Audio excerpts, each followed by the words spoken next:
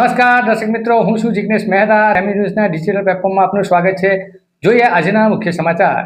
સુરત જિલ્લામાં સહકારી ક્ષેત્રની મહત્વની ગણાતી બારડોલી સુગર મિલની વ્યવસ્થાપક સમિતિની ચૂંટણી માટે આજે મતદાનનો પ્રારંભ થયો છે.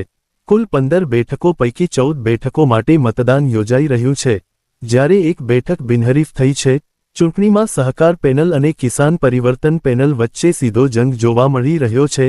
ખાસ વાત એ છે કે અનેક સભાસદો વિદેશથી પરત ફરી મતદાન કરવા પહોંચ્યા છે. તો જોઈએ આ સમગ્ર ચૂંટણીનો અહેવાલ. બારડોલી સુગર મિલની ચૂંટણીને લઈને સભાસદોમાં ભારે ઉત્સાહ જોવા મળી રહ્યો છે.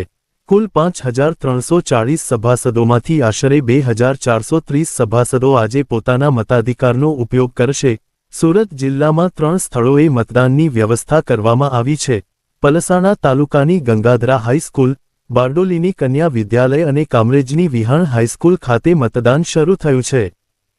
શ્રી ખેડૂત સહકારી ખાન ઉદ્યોગ મંડળી લિમિટેડ બાબેન બારડોલીની આજે વ્યવસ્થાપક સમિતિની ચૂંટણી છે, ત્યારે સૌ સભાસદો ઉત્સાહભેર મતદાન કરી રહ્યા છે અને અમારી સહકાર પેનલ દરેક ઉમેદવાર 250થી વધુ મતોથી વિજય થશે એની પણ મને ખાતરી છે.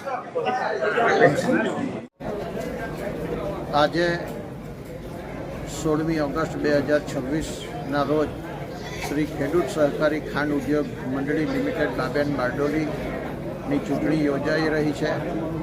બારડોલીમાં કુલ 5 ઝોનનું મતદાન સાર્વજનિક વિદ્યાલય અસ્તાન ખાતે, બીજી 3 બેઠકનું મતદાન ગંગાધરા હાઈસ્કૂલ ખાતે અને બીજી 3 બેઠકનું મતદાન કામરેજ તાલુકાના વિહાણ હાઈસ્કૂલ ખાતે થઈ રહ્યું છે.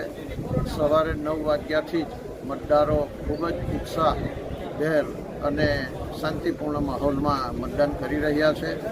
કુલ 15 બેઠકો પૈકી એક બેઠક એ સહકાર પેનલની બિનહરીફ થઈ છે અને 14 બેઠકોનું આજે મતદાન થઈ રહ્યું છે.